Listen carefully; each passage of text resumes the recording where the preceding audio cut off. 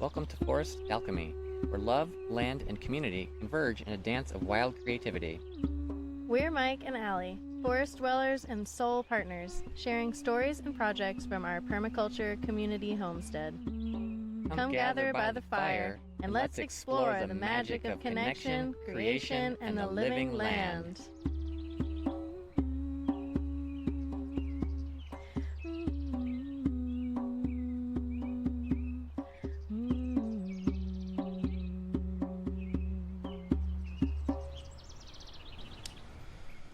Hey, welcome back to Forest Alchemy. Thanks for joining us. If this is your first time tuning in, hello.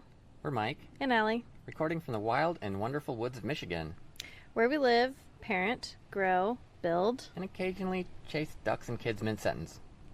We're part of Soulfire Forest, an intentional community rooted in soul connection, permaculture, creativity, And the kind of chaotic harmony that includes birdsong, barking dogs, curious kids, and the occasional chainsaw in the background.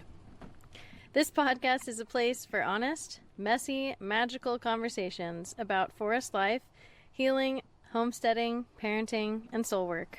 So we realized that we've got 2 episodes so far, but we've never actually introduced ourselves. So I guess we're doing that today. We're joined by our fellow Soulfire Forest community human, Liberty, and together we'll share the story of who we are, how this experiment in community living began, and what you can expect from this podcast as it continues to grow. Much like our ever-expanding list of half-finished projects. Come on in, it's wild here. But it's real. Okay. Alright, so here we are in the garden planting tomatoes with Liberty. Hi guys. Yeah, that's what today has been, is just planting as many tomatoes as I can because we have too many and they're taking up too much space in the greenhouses and I'm impatient. It's the end of May. It is Come on. so nice in here, and you're like perfect timing on the planting of these. Like Memorial Day weekend just hit, and that's when they're like plant the things after Memorial Day. I usually try to plant a few things early just to see, and we definitely have enough starts that like it's okay to sacrifice a few to science. Just, are we gonna get a sudden frost, a sudden 30-degree night? Yes, actually, and a few tomatoes that went in last week are unhappy. But I think it's worth the risk at this point to get them in the ground. Having those mini hoop houses is really helpful too, because then you can kind of protect them from the frost. Yeah, those have been so useful. They have their pros and cons. But we designed them, my dad and I, we designed them for season extension in a organized sort of way. Like they're all 4x8 and they have enough space to, I don't know, they're made out of high quality like greenhouse plastic, and the PVC hoops are like protected, or there's a barrier between them and the plastic so the plastic doesn't break down. Anyways, all that. We thought through all of that. Yeah. And they're lightweight. One person can get up under it and move it. But it's easier with 2. Yeah, for sure. But they weren't very usable in the first couple of years after we made them. We have the materials to make a whole bunch more, but we'd stopped because this garden specifically, we're in the main garden at Harpy Farms, and like this is where Keith started 10 years ago when they bought this place. Built the house back there. Exactly. So this is where he started, and his style of gardening is very artistic and flowy, and it's changing, and it has these amazing shapes, and it feels organic, and I absolutely love that. But once you start scaling up to where we've got now, where we have multiple gardens that are being managed and you know, market level production in some crops, it's like we have to organize a little bit more straight lines, unfortunately. You know, but the more we change these bed orientations, make them simpler, more 8-foot by 4-foot wide beds, more 8-foot sections, we can fit those mini hoop houses, those little cloches, I guess, into a lot of these beds now, so they're becoming more practical. Okay, yeah, that makes sense. But in order to implement them fully, we would need to make a lot of sandbags because you have to weight them down because we get a lot of wind here. And they're like umbrellas. Yeah. So they need good weight, and you have to be able to prop them up to vent them, you know? So it's complicated, but And it's they still- allowed us to start things like way sooner. We got some really nice things going on early. Well, even with the expansion, it still feels like Keith's artistic touch was still like held on to in here. Like there's sure. arches. And, Oh, we tried to hold on. We didn't want to change hardly anything except maybe a few paths to or widen some paths to increase access and So we're sacrificing some bed space for ease of use, and now that there are multiple gardeners like passing through, it's nice to be able to walk around and have good access paths. They're very important. Yeah. And so we've sacrificed some of the curvy beauty, which we love and we have in other places, just because practicality. Yeah. Yeah, I like the curvy beauty. Like if I'm whatever door I come out of the house the most, like that's where I like the little bit of that. I to it. love doing perennials in that style because it just makes so much more sense, and you're not turning over crops, something that stays there. And so we have these gardens that aren't fenced, that aren't for annual crops, that do have this meandering sort of feel, and I love that. I love that that's what we're trying to go for in the general aesthetic sense, but like here in the practical world of how many tomatoes can I produce, it's a little more boring, and it's clusters of evenly spaced everything. Well, and for harvesting too, it is hard when like you have to go all around to find all the different things. It's way fun if you have a small garden and you can send the kids off on a scavenger hunt to go find all the tomatoes because they're planted in 20 different places. But when you're trying to get pounds and pounds and pounds of tomatoes collected by a certain amount of time before market or before whatever, you do a big canning project, or before you want to be able to walk down a row and collect all of the same type of tomato, So like here, it's fun. We've got 6 varieties in this one bed. But there's clusters of, so there's like 7, what are these? What do they say? I see German lunchbox here. Yes, yeah, German. So this is 7 German lunchbox tomatoes, which is a small red like standard. Moneymakers? I don't know. Moneymakers are my tomatoes. favorite tomato. They're not cherry tomatoes. They're slightly bigger. They're like they're like this big. Like a, how would you describe that slicer? size? No, they're Medium. not as big as a slicer. They're smaller than a slicer and bigger than a cherry. Do we have a word for and that super category prolific. of tomato? Because like I was thinking about it, like the ones that are medium, not like Not the big, not the like, beefsteaks, not the slicers. honkers. No, but like small. They're like Yeah. they're like Like in this. between a Roma and like They're but like round. they're like Mixed a up with Roma but round instead of Okay. instead of oblong. Yeah. And they're so delicious. Like the bigger the tomato, the more watery they taste, and they're not as flavorful. I have yet I to know meet a you hate delicious tomato. Oh, You hate tomatoes. Okay, so they're you're so good. biased. Let's not Yeah. talk to Mike about tomatoes. But they're called money makers because they're really prolific, and so they became really popular. They're also great for canning because they're like, just like little, and they're so cute and they're so tasty. But they're like boring looking, they're not like purple and blah. Yes, But well, I love them. They're this my is a favorite one I've boring grown. variety, but I wonder highly if it'll be like productive, and you got to have some standard reds in your cherry tomato mix. I like the. I'm into the flavor. I want it to have a lot of flavor. I don't care what it looks like. If it's purple, great. But I want it to taste delicious. Yeah, we prioritize that too. So it's like German lunchbox, standard reds, Rosella, which is like a cherry, like a dark, cherry-ish, chocolate sort of cherry tomato. Yum. We also have like chocolate dwarfs, which are down in that row, but those are mostly, those are delicious. Oh my god, so good. But like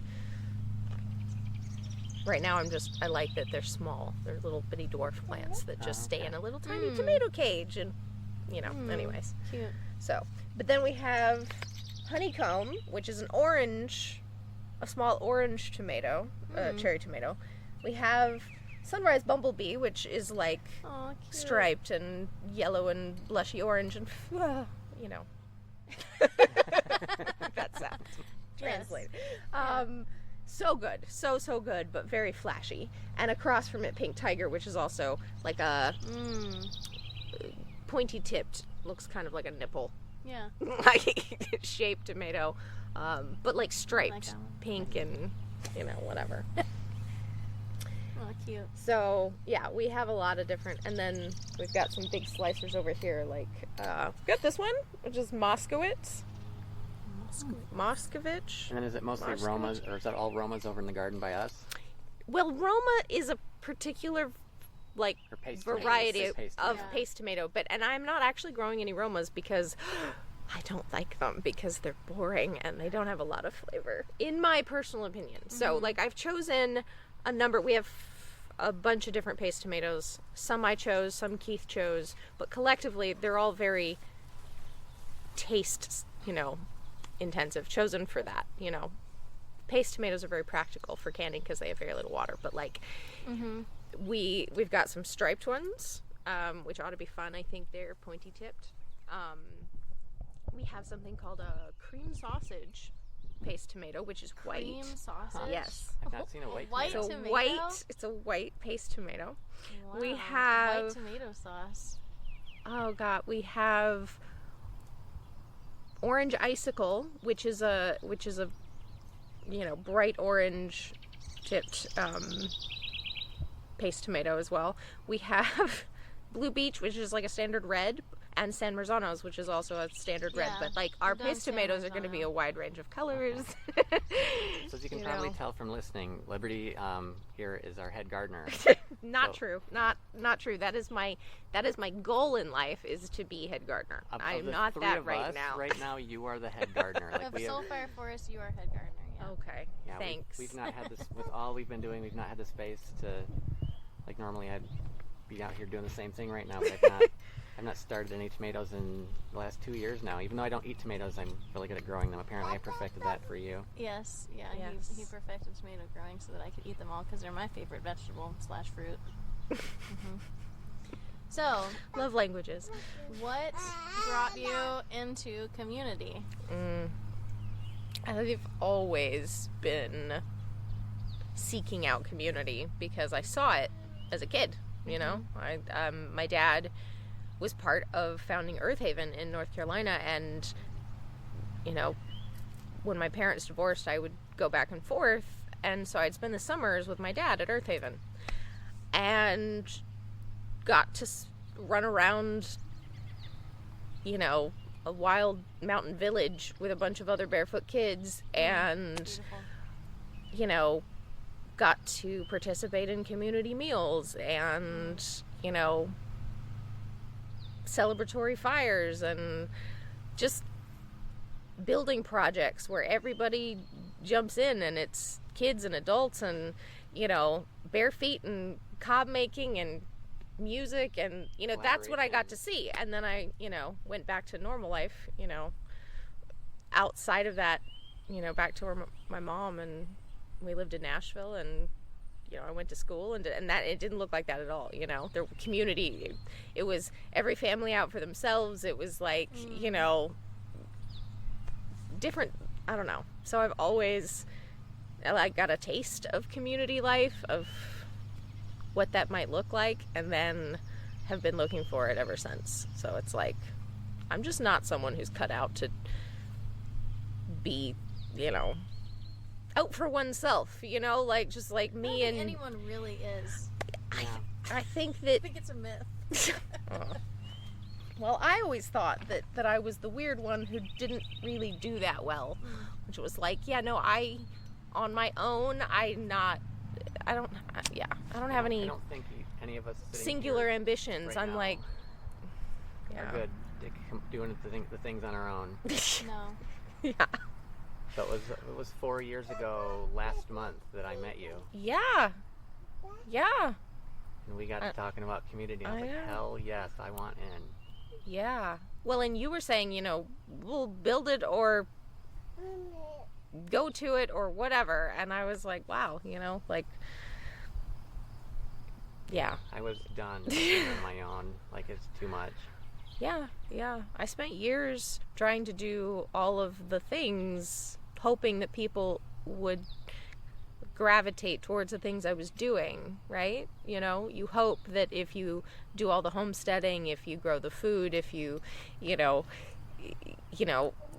change your lifestyle, and you hope that other people like that will find you or something, and at a certain point you kind of have to just be like, well, if it's happening here or not, you gotta go find, like I was in Tennessee, it wasn't happening, and I was tired of farming alone. I was tired of being the sole person, making big decisions about land, about and parenting too, and doing just too much, because I felt like I had to be doing everything, and didn't even really know what support looked like. Knew that I was missing it, but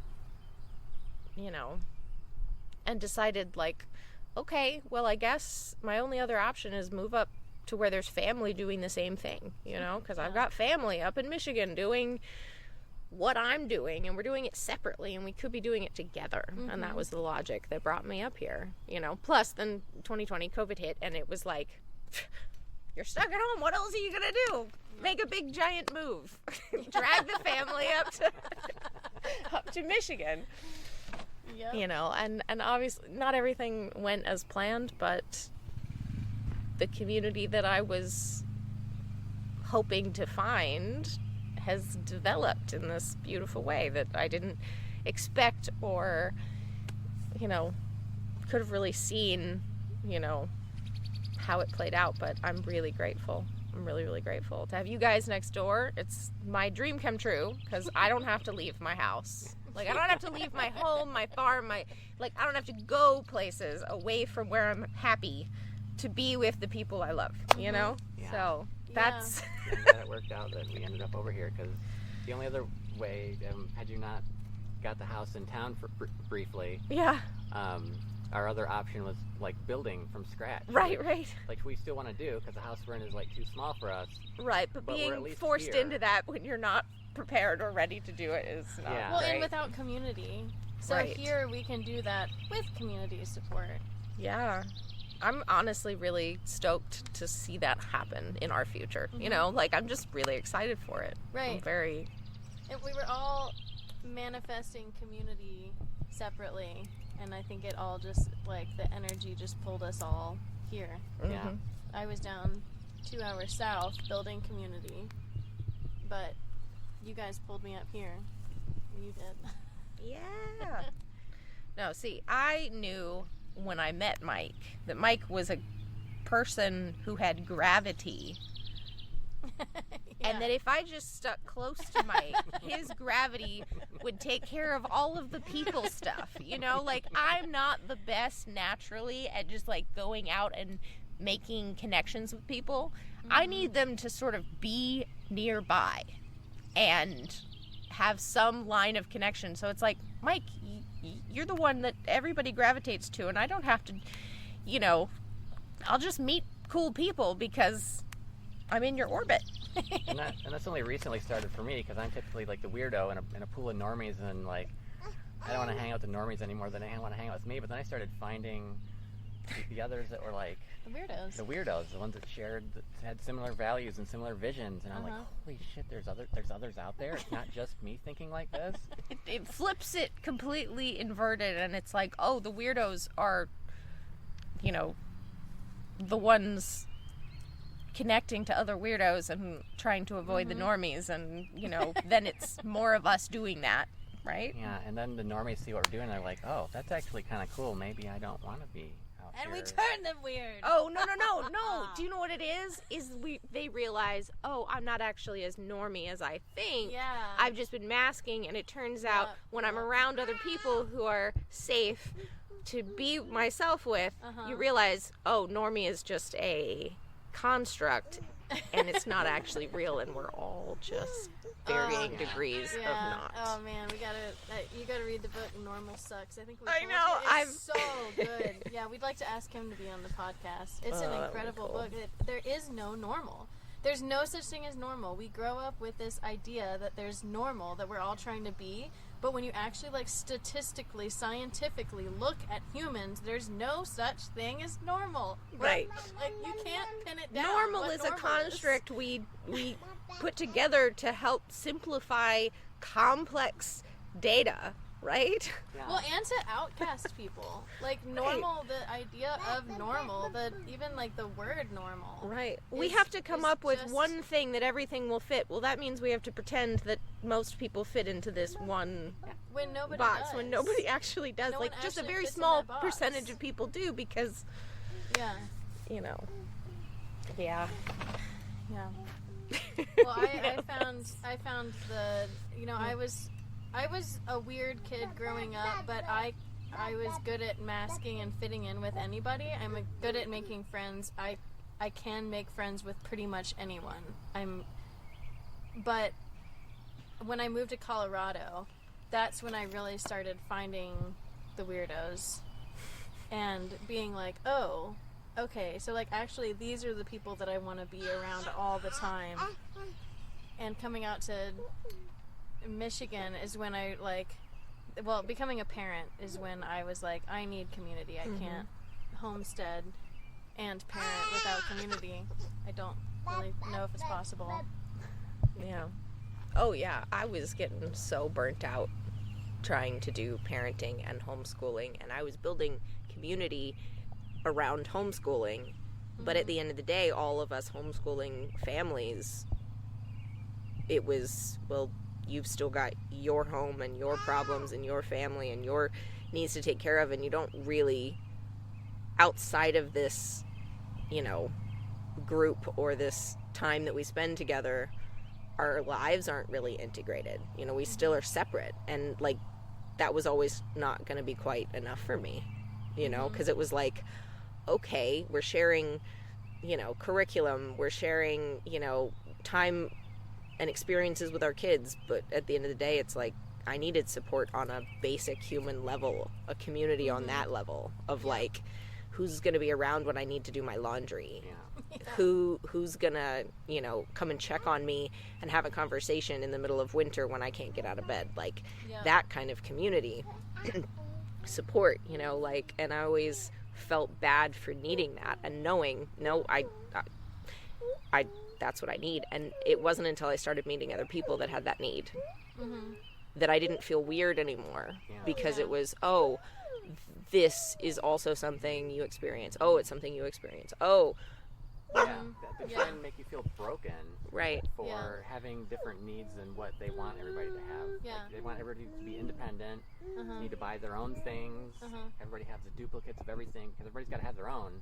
Right. Well, it reminds me of the story that I tell all the time, which, like, because when I heard it the first time, I was just like, whoa. It's just like one of those facts that just blow your mind. But the real rise of postpartum depression, where, like, we just started having, like, exponential higher numbers of postpartum depression, was when the washing machine was invented. I know. Because we all used to go down to the river and wash our clothes together, and we were like, I just get goosebumps every time I tell it, because I'm just like, it just makes me want to cry. I know, when I read that, I was like, that makes so much sense. Yes. I'm like, we could be, like, now we're doing all these stupid chores alone. I'm like, that's just awful. Well, it's weird how this is one perspective of this. And when I first, what was the name of there was a documentary called The Age of Stupid, and they talked about our energy usage and how third world countries don't have the same energy usage, and it's not fair. So third world countries need to come up in their energy use, and then we all go down together, which I don't know how that works out. That doesn't. But they had the washing machine as an example, and, like, how much time it saved these women in these, like, remote villages, and when they started bringing in washing machines. But, like, then hearing this story, I'm like, okay, so it's beneficial from people looking at it from a productive point of view, but that doesn't necessarily help one's mental health being more productive, doing it on your own. Right. And that reminds me of, was it a podcast we were just listening to? Oh, it was a TED Talk where the guy was living in a remote village in India or something, and everyone told him, "Oh, you're really smart. You need to like go to university." Do you remember? Oh yeah. You need to go to university and learn and get a 9-to-5 job. And he's like, "Okay." So he like moves to university, like he learns all the things. He gets like this really nice, high-paying job, and he's like, "I'm horribly depressed. My life sucks now." And so he actually gave all that up and went back to the village. And now he's like, I own my own land. I built my own house. I like literally I have zero money. Yeah, and he's helping And others I'm build their happy. houses. I'm happy. Like you don't need, it's such a myth that we just need money in order to be happy. I hear our kids saying that too. They get taught that of this like, oh, if we just have like all this money, then we'll be happy. But no. We need our core needs met, and currently in this Yeah. society, most people do that by using money. Right. And distracting themselves with dopamine emitters, like our phones and Phones watching and TV. and- Yeah. Can we stand up? yeah. Yes. Yeah, we're gonna over a little bit. I got work to do. We can work and talk. Yes. Yeah, well, that's exactly what we're talking about, is doing the things together. Oh, plus if I sit in the same position for too long without moving, my feet fall asleep. Yeah, my butt was falling asleep too, so I'm moving and grooving. I just love walking through here and seeing all the different plants, and I love that I like know what so many of them are. Like 10 years ago, I would have known your like basic garden plants, but now like I can look at so many of the things in such varied gardens and know what everything is. All right, where should we? Yeah, how can we support you in this task? You guys can sit right there and you can whatever. Cool. But I I don't know if my legs are long enough to go over this bed. It's okay. There's not There's a lot nothing in there. implanted? Okay, Yeah, great. it's fine. We are moving into this area. Oh, this stuff comes up everywhere. I think Yeah, it's what is that? St. John's wort. Oh, really? Yeah. Oh, you tear it out. I do because we don't tear everything out, but when it's in my way, I tear it out because we do Okay. not need as much as actually comes up in the garden.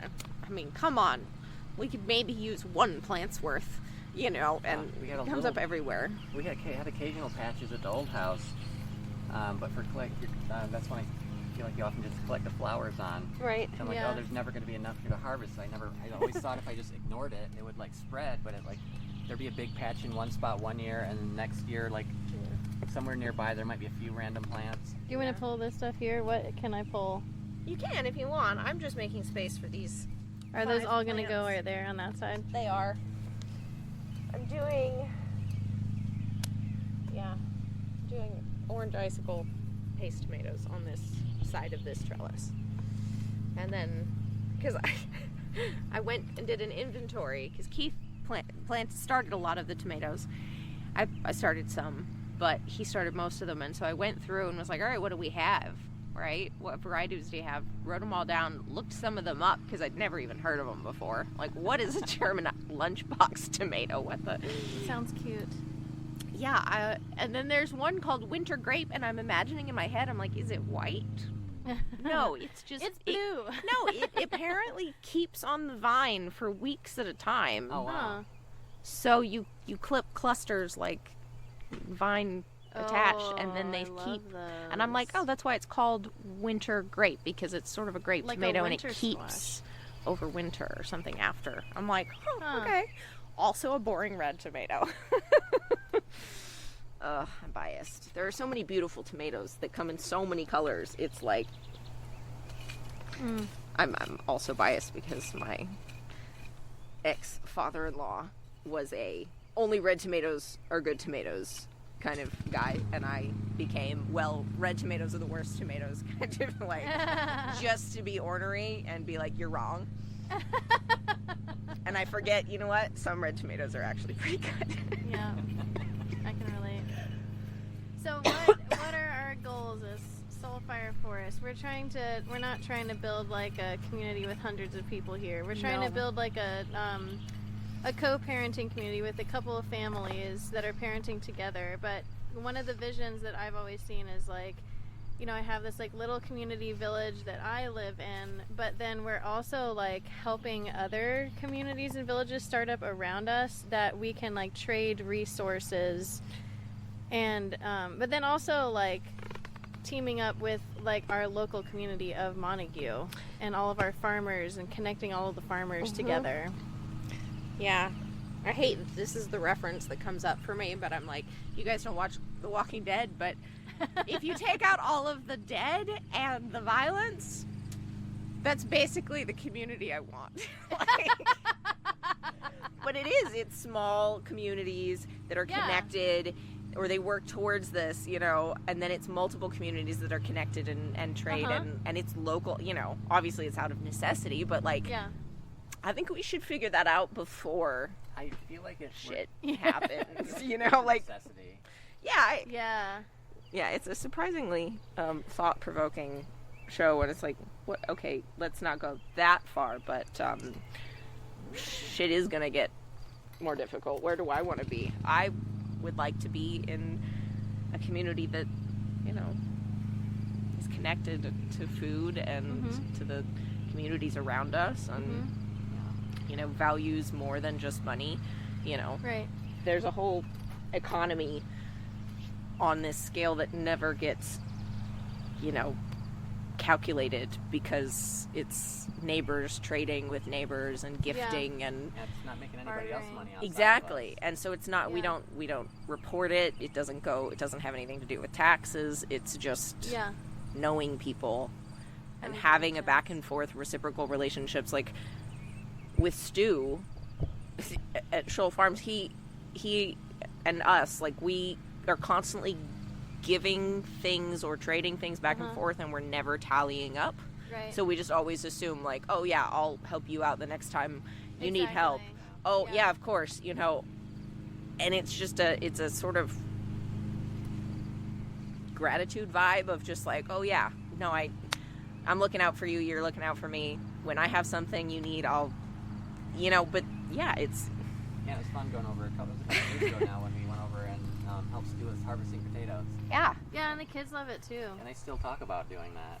Yeah, like kids. Well, the boys also recently went over to help him with a burn. They love that, and I love, like, you know, he's a retired school teacher, so he's so good at involving kids, and I also just think that's so important for our kids to be around adults that aren't their parents.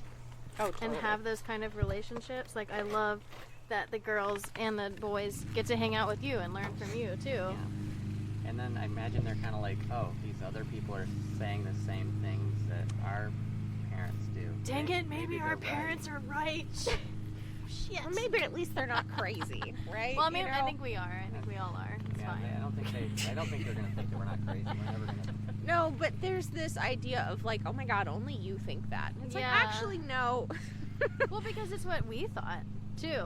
Like, I mean, like we just said, like all of us thought we were the only ones. Yeah.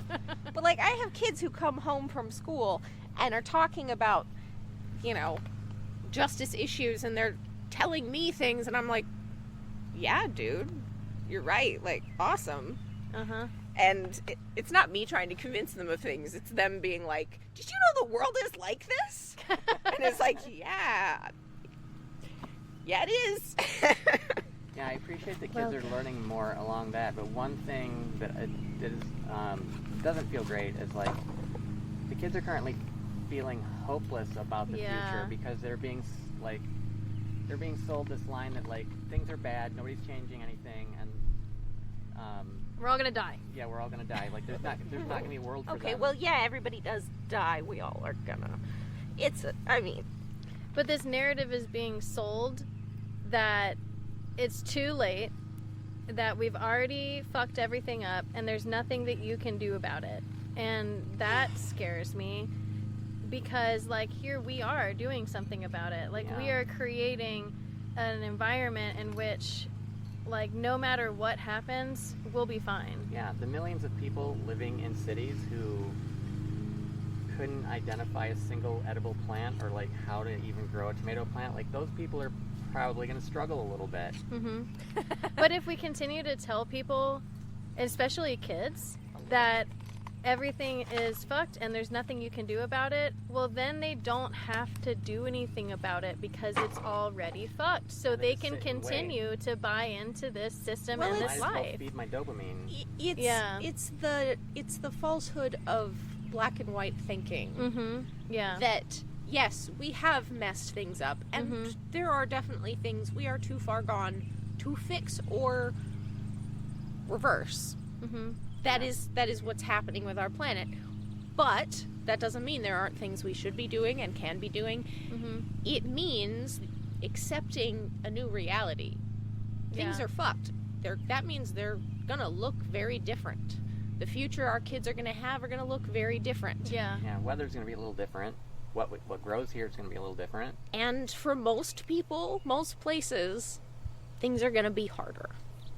That is the reality. But Sure. that should mean that what we can do, we should be doing, because that's the reality we're working with. And if we Mhm. want to make things that are inevitably going to be hard a little less hard, Mm-hmm. you know, No. that's why we, so Right. it's not all or nothing. It's, yeah, we're at a point where bad things are happening and are going to keep happening. But that means we have to be able to, rely on a system that we create that's actually there for us when things fall apart. Mm-hmm. And that doesn't strike me as government or, No. Yeah. that's people. That's Yeah. Stu. That's Stu at the end of the day. Which is funny because he is also government because he's on the zoning board. But local government. Local government, yes, Local but it's- government and not, yeah. But it's when your local Not Big government Daddy. is your neighbors and your friends and yeah. your, neighbors' family members. That's one thing I really love about Montague is like the people that I've met that are part of the local government here, Mhm. like they're real people Yeah. that I like to hang out with. Yeah, they're real people, It's a good community and here. you engage with them. You see them at the farmers market. You see Yeah. them at town events, and then you Mhm. just that's the scale that works. I think when you can humanize everybody around you, when you're on a scale that's small enough to say, oh, I recognize you, I know you. Yeah, I can see how my decisions affect your life. Right, exactly. And then, of course, there's varying scales of community that have to be in place. There's small scale, like we're not talking about hundreds of families. That's a bigger endeavor than what we're working with. Yeah. But I would But- love to, like, if land opens up around us, to kind of grow and expand. Yeah. But I like how there's lots of communities that do it in a way that it's like different neighborhoods. Yeah. You Well, and know, I'd love so, to like, we have be our in little a support village here. network Right. of communities. Right. Where you have the people that you share your tools with, Yeah. and the ones that you eat meals with regularly. Uh-huh. And then you have your, communities that, on a slightly larger scale that you get together with less frequently, but you still trade goods and, can rely on when there's a big need. Right. All the things. He found himself an onion Yeah. or garlic. It's oh my gosh. So, Tony It smells like garlic. is so cute, but he tries to rescue all alliums. All of them. Wild, weedy, not cultivated, doesn't matter. He will see that I've yanked it out of the ground and he will rescue it and plant it somewhere. Appreciate that. Yeah, that's how I am too. And I feel a little bad, but also it's the cutest thing. I'm just like, yeah, you can keep doing that, and I'm gonna keep throwing them.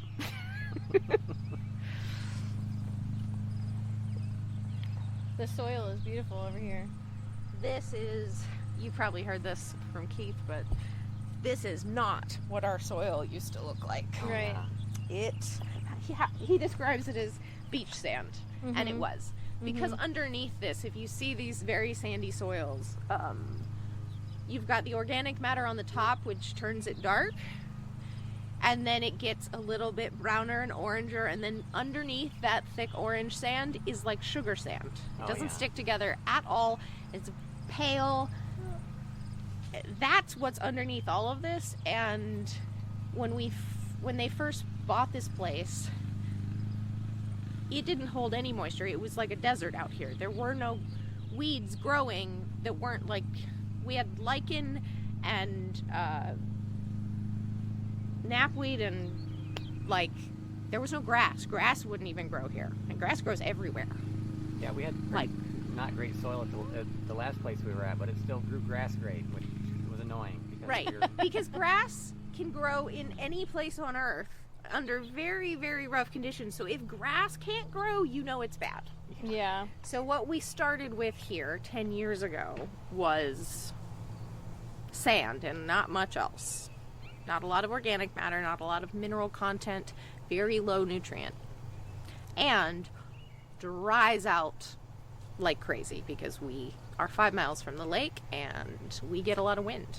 And it's lovely, but it also dries everything out.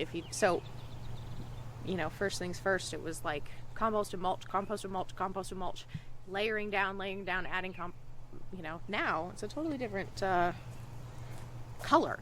yeah. The soil's a whole different color, but it's also its capacity. Like right now, it's wet Yeah. because it rained recently. Normally, with just sand, by now it'll be dry. In areas where we haven't amended and the sand is just, it dries out immediately. The fact that this is holding moisture is a miracle. But it's because, what do we say? Soil is our first crop. Yeah. Yeah. Yep. That's what, Yep. that's the basis of all of it, So everything we add makes soil, like, we would love to get up to like 4 to 6% organic matter in this soil, and we started with like 0.0001 like percent, like, yeah. But if you see in the other, like, y'all's place over the garden over there, like, that's what we did for 3 years after we bought this place. That place, I just layered material down. I was like, I'm going to grow here eventually. It's not good enough to do that now. I'll invest for the future. Layers of wood chips, straw, wood chips and straw, yeah. and ducks and chickens. You and put the bedding ducks and chickens in there. yes. Yeah. And so it was like lots and lots and lots of that, and then we started growing in it. And now you dig in there, and there's a lot of organic matter, and it's very dark. Did Keith put any chickens and ducks in this area? So this is all just organic material. This is built all up. organic material. This is some local,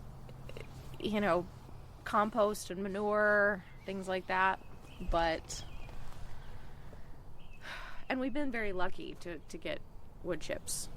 Oh, it's been, this tree service that's been bringing them has been great. Yeah. And we've been getting them for years, really, and we've just been spreading mulch and spreading mulch and spreading mulch. They were bringing, I got on the chip, at the old house, I got on the chip drop list, like the first year I was there, and talked to my neighbor, gave me a couple leads for tree companies, and maybe every other year, I'd get like a load or two of wood chips. I got to the point where, like, if I saw somebody, like at a gas station or on the side of the road doing tree work, I would pull over and I'd be like, "Hey man, can you bring me those wood chips?" Because we were like desperate. Yeah, well, I think if you talk to any permaculturist, that's the thing we have in common, is we've all at some point or another hunted down a tree company to get their wood chips. It was strange to me how hard it was here, because like I started off in like in Wyoming outside of Grand Rapids, and there, like, the city would bring you wood chips. Like they wanted to get rid of it. I was used to that too, because living around Nashville, there was so much material, and they were just trying to get rid of it, and you could call any place and have them come and dump it in your driveway. And then we moved north of the city, and we had no problem finding places that would, like, they'd call me up, they're like, "Hey, you need wood chips?" And we're like, "Yep," every single time. So here it took years to, like, finally find somebody who, like, would regularly bring us out wood chips. And then it was funny that they were bringing them to my place, and then they were also bringing them to you. So you had lucked into them as well. Yeah. Well, now we're all getting the same wood chips, but at least they know they can go back and forth and dump it in both places. And peas. You want the purple dead nettle out of here? Sure. Yeah. Oh, that's a pea. It is a pea. Those are peas. Those are peas. Oh, and there are beans everywhere because Keith grew like beans all through this whole garden last year. And there are just bean seeds everywhere. I don't think we would even have to plant any if we didn't want to, because they're just, in a couple of weeks, they're going to be everywhere. Is this a friend or is this knapweed? This is carrot. Oh, Although carrot. it's from last year, so it may just be trying to go to seed. Which is okay. Yeah, that's We like our carrots as a weed.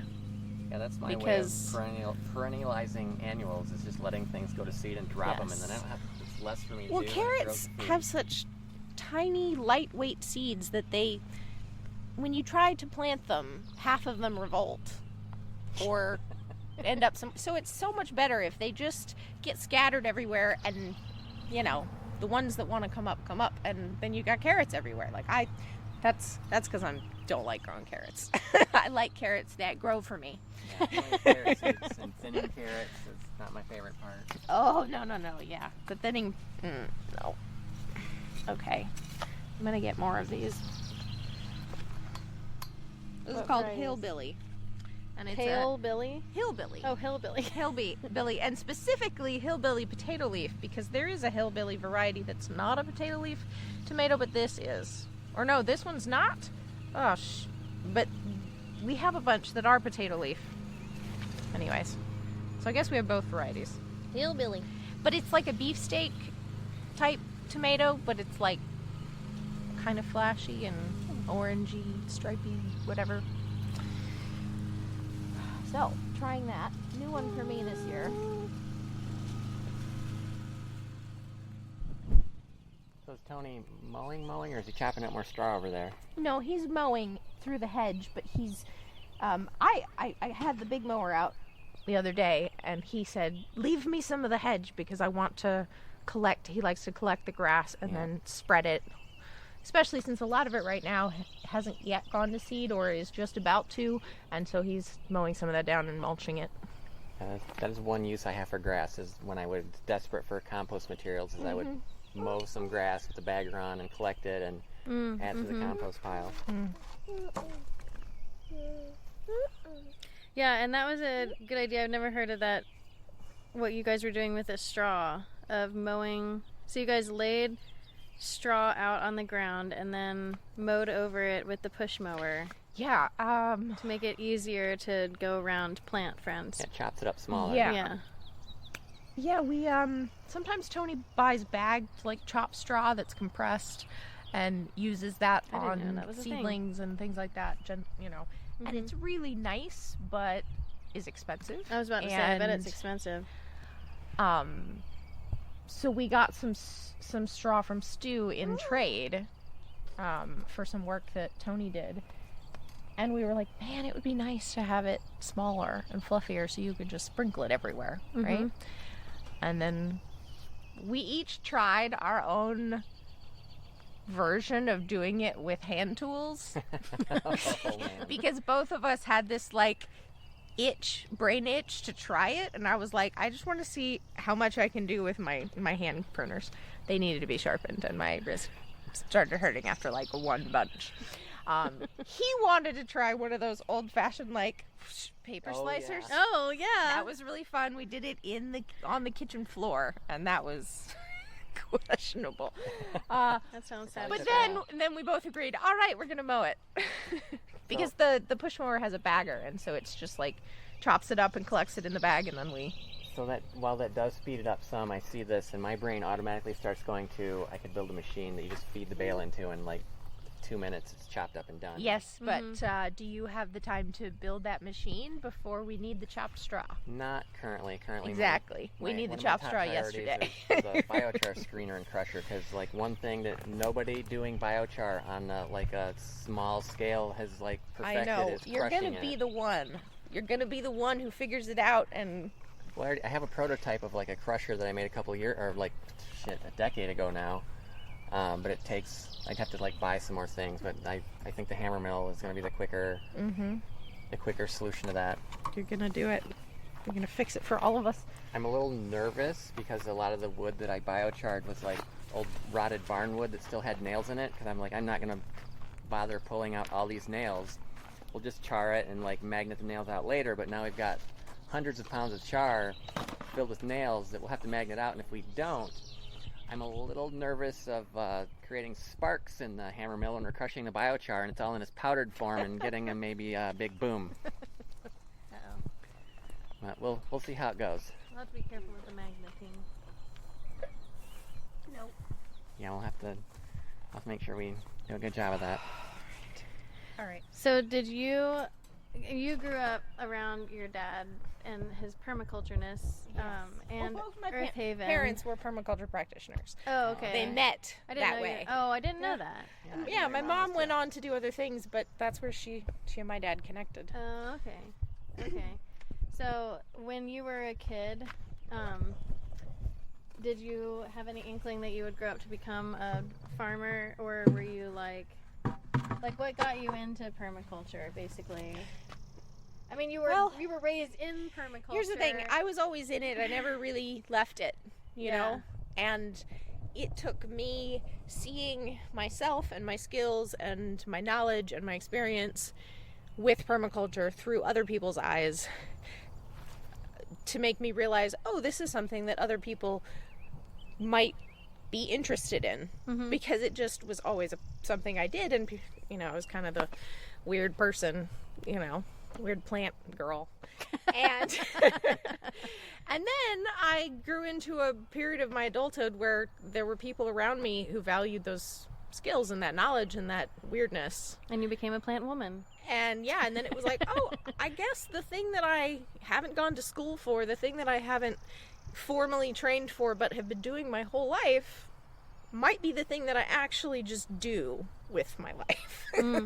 But it, you know, if you'd asked me at 3 years old what I was going to be, it was artist. And I said that my entire, up until I went to college and too. got it and went for an art degree and then stopped. You're definitely an artist as well. Yes. It's funny, the things that I do that I would consider most career-like, neither of them make any money. Yeah. Like, artist, farmer. Well, they save you, like farmer, that saves you money. Way of The making more money is saved, the less you have to make. Yeah, and we will do CSA.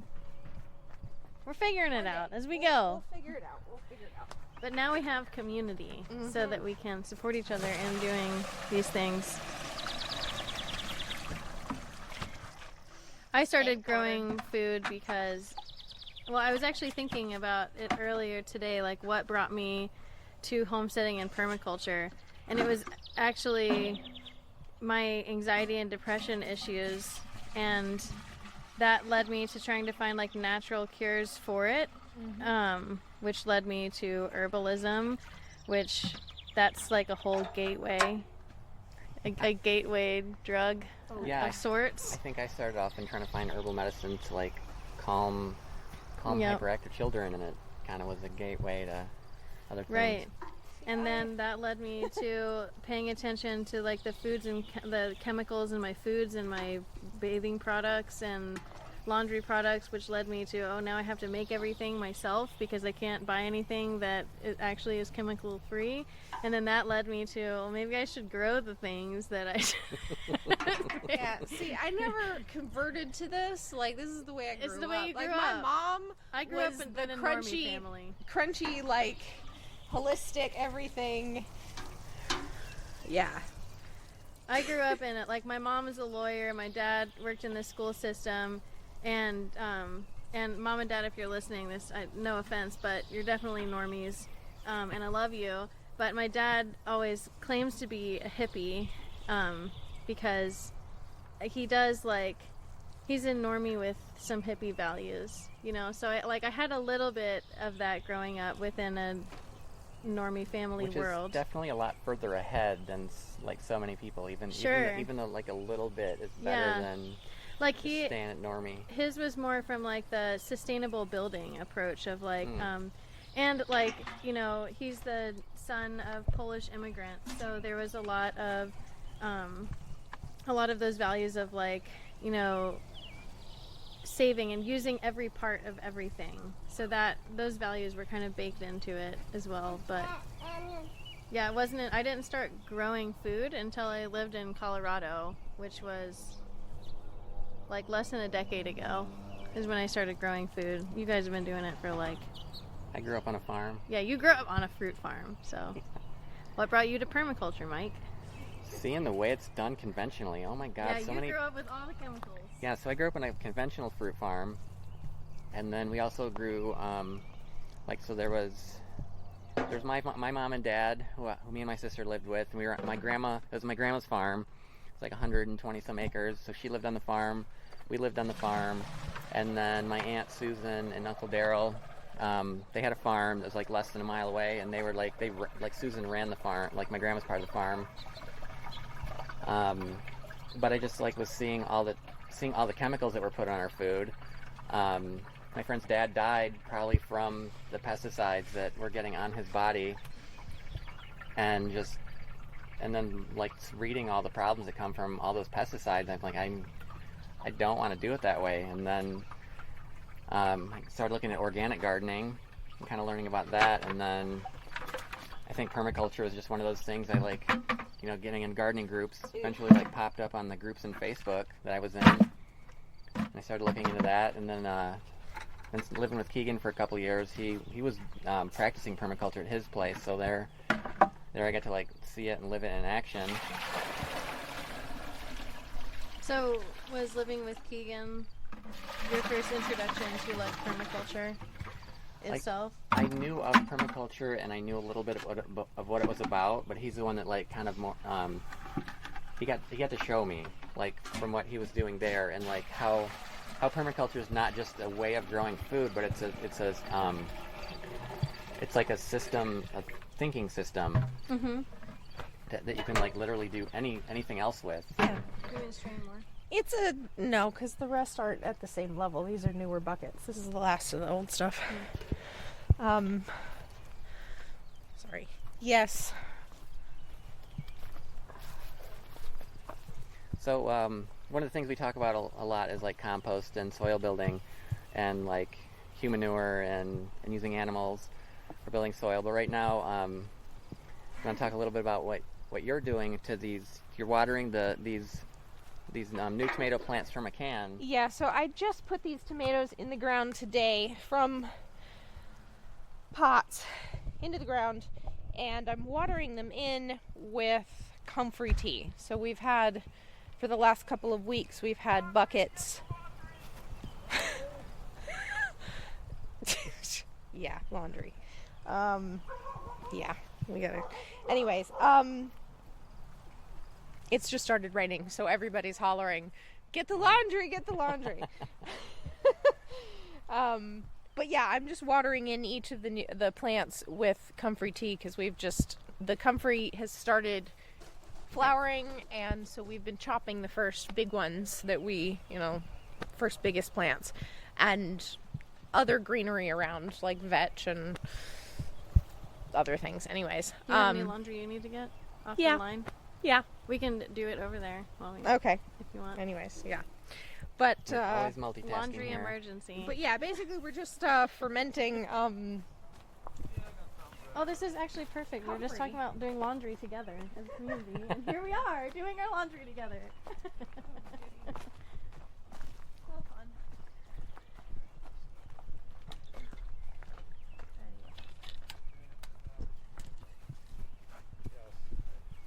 Stuff that was dry is here.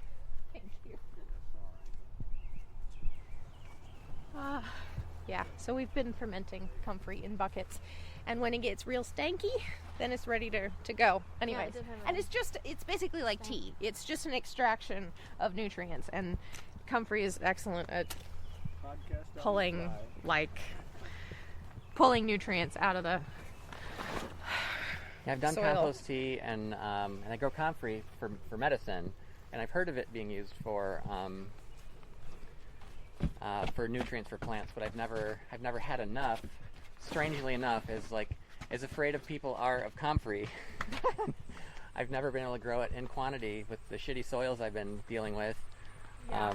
Well, we grow a lot of it because it's a nutrient accumulator and it's very useful, and everything eats it. So it's like a permaculture mascot, right? If we had one, comfrey would be our mascot.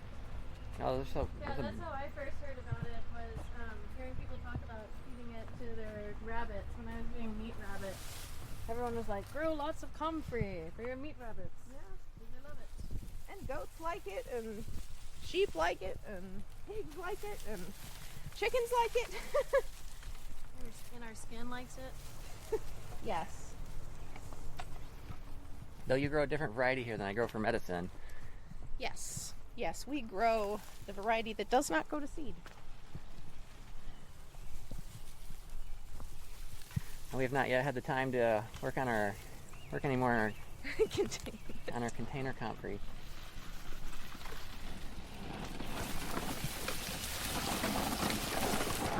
I do hope it rains. Yeah, I don't know if it's going to keep raining. It almost feels like it was just brief enough to send everybody in a panic and passed. It's still sprinkling a little bit. But Yeah, but this doesn't count. This is a working rain. yeah. It cools you down. Yeah. There's rain where Tony's like, what rain? I'm still working outside. And then there's rain that makes Tony go, damn it, I wanted to be working outside. So those are the two types of rain. I've gotten a good amount of rain here so far this year, but in small amounts of time. Yeah. The last rain we got was sufficient, but we were pretty dry for a while before that. And Tornado warning night yes, storm. that was a little dramatic. No, because we have dry soils, we have very dry soils, there's almost no amount of water that's too much to put on it. It drains very aggressively. Yeah, So the water there's does never not standing pool. There's water. never standing water for very long. We have almost no clay content, so and that also means that we leach a lot of minerals out of our soils. So one thing that we're always doing with that in mind is when we're prepping soil, we're adding more minerals. We're always adding more minerals. And then we're adding more organic matter to increase our water holding capacity, which reduces our Now you have me here adding large amounts of biochar to the soil. Yes. And we've been doing that for a long time too. And yeah, we're essentially just repairing the soil itself, changing its characteristics and its ingredients and to what we need. Yeah, driving around Michigan is kind of sad when you think about it, and you pass all these ginormous fields when you know that this all used to be forest. Yeah. Well, and it's what held everything together, and now the dunes are sort of coming apart. You know, I didn't know that Michigan it actually is number 2. And I mean, somebody fact check me here, but this is something I read. I don't know if it's, I mean, sure, anything on the internet is totally true, right? But apparently Michigan's number 2 for the amount of old growth forest in the country. California's 1 and Michigan's 2, with the second most amount of old growth forest in the country. I cannot say I would know, but that somehow feels, I have to say that northern Michigan especially, there's quite a lot of that. That's the first old growth forest I ever went in, and oh my god, it was like my ex-husband, his family goes up camping in the UP every year in October, and they bring this like really big tent that they actually put a wood stove in because they do it in October, and it was really fun. They do it for hunting. I did not go hunting. I just like hung out in the tent with baby Jenny, but part of it is hiking what was the mountain I told Porcupine you? Mountain. Porcupine Mountains. Yeah, and there's old growth forest in there, and I just like walk through it, and there's these like humongous trees that are just like huge, and there's no like, you know, when you're bushwhacking through forest and there's all this stuff that you have to walk through, there was just none of that. It was just like, I felt like I was walking through like a fairy kingdom. Like it just felt so magical and beautiful. I want to do it again. Sounds like that's what we need to do. Now Sean's asking to go up to the UP. I know. But I don't know if he could survive the biting flies. If Sean can't, then none of the rest of them can. He's the super outdoor trooper. Like, Yeah, they're really itching for when Ocean's here for a weekend to go try and just survive in hi, the woods. Miles. Hi. Yes. Thanks for checking in. We have plans. Yeah. He made plans with his friend who lives down the road and around the corner. Oh, cool. Yesterday he went to Daniel's without asking. Oh. So today he's asking. Did he go on his bike? Yes. Okay, Oh, so that's I think that's what explains that. happened because we saw someone little following us on a bike, and we were like, surely that's not Miles. And a helmet. Well, I told him he couldn't go with you guys across to Tree Speaker, and he was real put out about that, so he decided to go to Daniel's, which is not across the big road. So, Okay, so he heard your boundary and yeah, he decided, kids. he told me very honestly when we talked about it. He said, I really was worried that you'd disapprove, and so I didn't want to tell you. And I was like, well, I understand that, but the only thing I really disapprove of is me not knowing where you are when you're Mm-hmm. not at home. And what I'm always trying to explain to kids is like when you lie or not even lie, when you like go around it so one of our friends explained it like, and I use this with the kids a lot, building a trust bridge. So I use like we're building a bridge of trust that helps for you to be able to have like more freedoms and responsibilities, but like when you do stuff that like breaks down that trust bridge, then it's hard for us to have trust to give you more freedoms. Right. Yeah, he took the route of it's easier to ask forgiveness than permission. Yeah.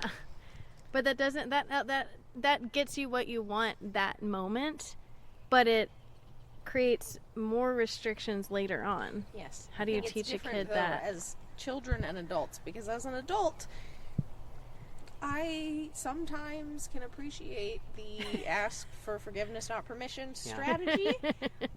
But I just, as children, we're trying, to teach them to lean on their support system, which is us. Yeah, right.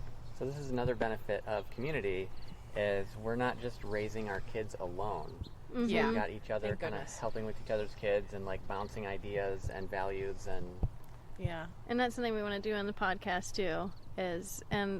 We do a conscious parenting workshop conscious parenting circle, which has been really, really fun in the past, which is just like parents coming together and talking about their struggles and successes because it's hard to parent. you feel like you're not doing as shitty a job as you think you are when you see that everybody else is like trying their best and still doing and getting the same things from their kids. Yes. Uh-huh. Well, and it's just helpful to know you're not alone, Mm-hmm. and that things are hard. Like, they just are, and they're going to be hard. And when you talk about it, and you talk about other people's hard stuff, and you realize, like, oh, it's okay. Yep. It's okay. Yep. And our children are overlapping, too, in a lot of their experiences, so we get to, collectively deal with situations because they're going through them together, and that's, nice. But all of our children are so different. When something happens and a group of them do something or, and we have to talk about it, it's like, wow, everybody's handling it. Everybody's thinking about this a little differently. Everybody's responding and reacting to it. And Yes, it's so great. and so what we have to do for each kid is unique. Mm-hmm. And it's helpful to have the perspective of like, oh yeah, my kids and their kids and their kids. Like, oh yeah, it's a consistent,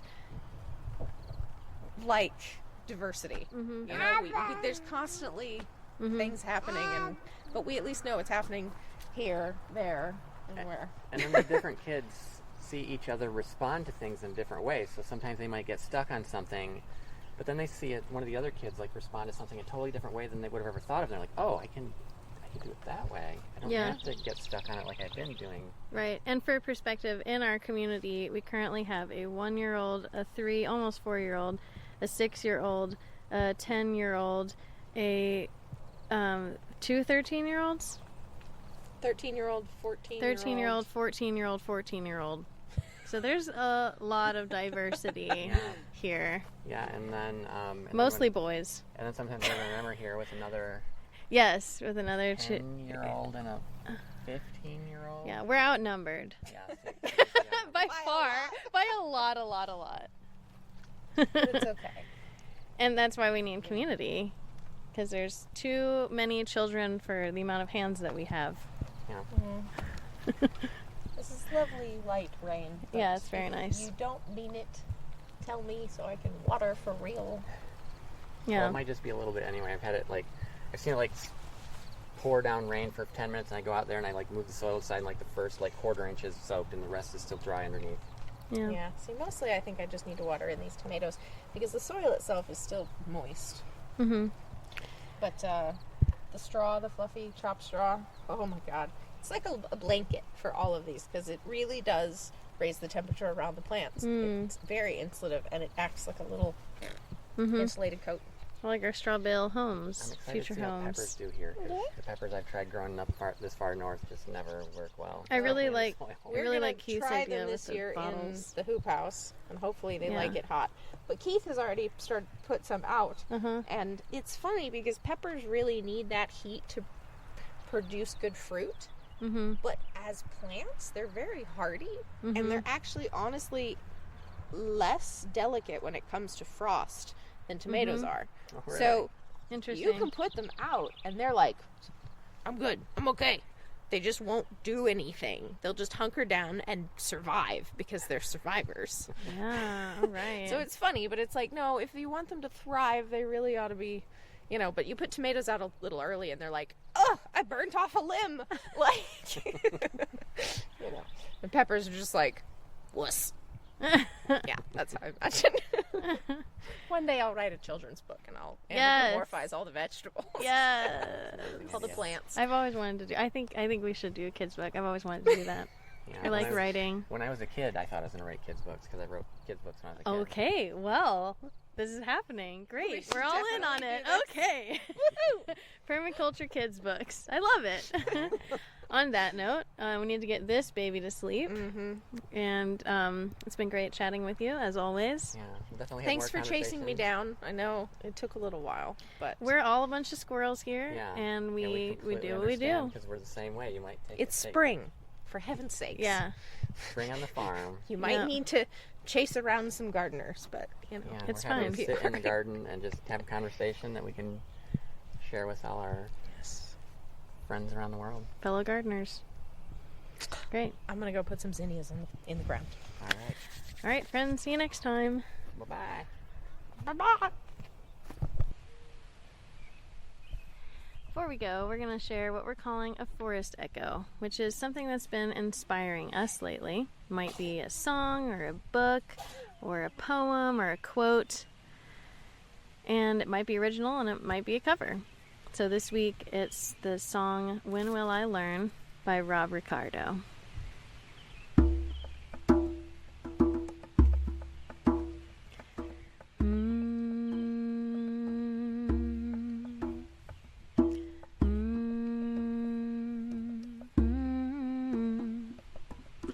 Guess I forget that I've got all the answers, and I forget that I've got all I need. Guess I forget that the path it isn't easy, and what I seek is already in me. When will I learn that I've got this? When will I learn to trust the process? When will I learn? When will I learn that I've got this? I've got this. When will I learn? to trust the process.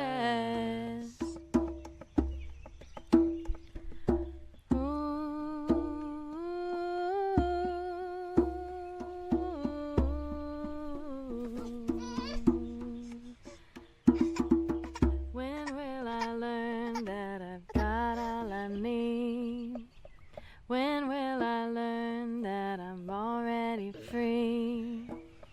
When will I learn that I've got all I need? When will I learn that I'm already free? When will I learn that I've got all I need? When will I learn that I'm already free? Thanks for joining us in the forest. If you felt a spark, share this episode and leave a review. It helps grow the mycelial network. Follow our journey on Facebook and TikTok at Soulfire Forest. And until next time, stay rooted and radiant.